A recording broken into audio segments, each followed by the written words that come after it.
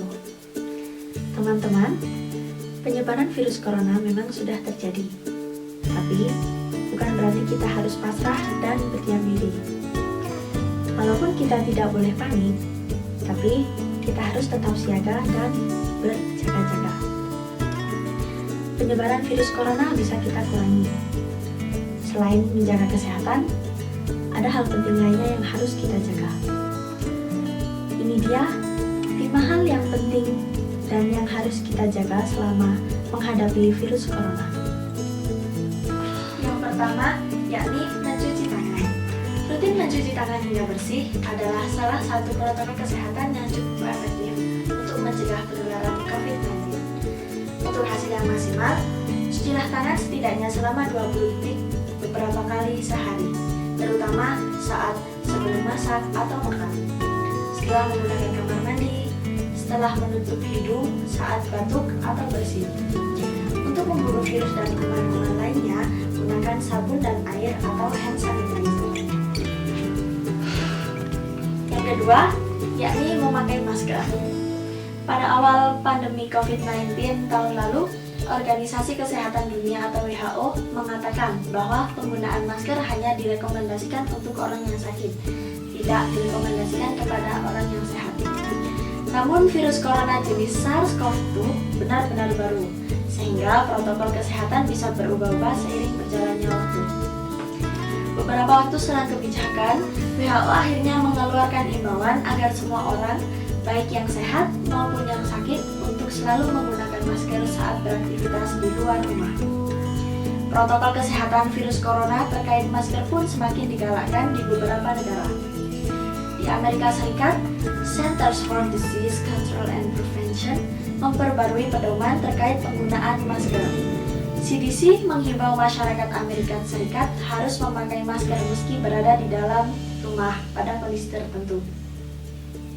Menurut CDC, penggunaan masker di dalam rumah perlu dilakukan ketika terdapat anggota keluarga yang terinfeksi COVID-19, terdapat anggota keluarga yang berpotensi terkena COVID-19 karena aktivitas di luar rumah, merasa terjangkit atau mengalami gejala COVID-19, ruangan sempit, dan tidak bisa menjaga jarak minimal 2 meter. Yang ketiga, yakni menjaga jarak. Protokol kesehatan lainnya yang perlu dipatuhi adalah menjaga jarak. Protokol kesehatan ini dimuat dalam keputusan Menteri Kesehatan Republik Indonesia dalam protokol kesehatan bagi masyarakat di tempat dan fasilitas umum dalam rangka pencegahan COVID-19. Di sana disebutkan, menjaga jarak minimal 1 meter dengan orang lain untuk menghindari terkena droplets dari orang yang bicara, batuk, atau bersin, serta menghindari kerumunan, keramaian, dan berdesakan. Yang keempat, yakni menjauhi kerumunan. Selain 3 hal tersebut, menjauhi kerumunan merupakan protokol kesehatan yang juga harus dilakukan. Bisa juga dengan melakukan kegiatan hal yang positif untuk menyibukkan diri. Menurut Kementerian Kesehatan Republik Indonesia, masyarakat diminta untuk menjauhi kerumunan saat berada di luar rumah. Ingat, semakin banyak dan semakin sering kamu bertemu orang, maka kemungkinan terinfeksi virus corona pun semakin tinggi. Oleh sebab itu, hindari tempat keramaian, terutama bila sedang sakit atau berusia di atas 60 tahun. Menurut riset, lansia dan pengidap penyakit kronis memiliki resiko yang lebih tinggi terserang virus corona. Dan yang terakhir, yang kelima, mengurangi mobilitas. Virus corona penyebab COVID-19 bisa berada di mana saja.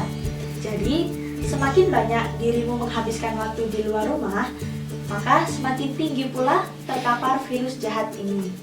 Oleh sebab itu, bila tidak ada keperluan yang mendesak, tetaplah di rumah saja. Menurut Kementerian Kesehatan, meski sehat dan tidak ada gejala penyakit, belum tentu dirimu pulang ke rumah dengan keadaan yang masih sama. Pasalnya, virus corona dapat menyebar dan menginfeksi seseorang dengan sangat cepat. Selain itu, diharapkan untuk seluruh masyarakat Indonesia ikut serta mendukung program vaksinasi dengan mengikuti vaksinasi yang ada. Vaksinasi berfungsi menciptakan imunitas tubuh sehingga mampu melawan infeksi virus penyebab COVID-19. Dengan imunitas yang terbentuk, maka seseorang tidak akan jatuh pada kesakitan yang parah dan pada gilirannya menurunkan angka kematian. Tetap jaga imun, jaga iman. Stay safe and stay healthy, be happy. Wassalamualaikum warahmatullahi wabarakatuh. Vaksin mencegah penyakit berbahaya dan mematikan. Badan Kesehatan Dunia melansir vaksin bisa menyelamatkan 9 juta nyawa manusia per tahun. Begini cara kerjanya. Vaksin berisi kuman penyakit yang lemah atau mati. Jadi, tidak akan membuat yang divaksin menderita.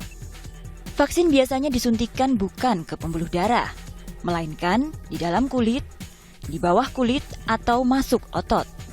Tujuannya agar memberikan waktu bagi imun tubuh untuk merespon.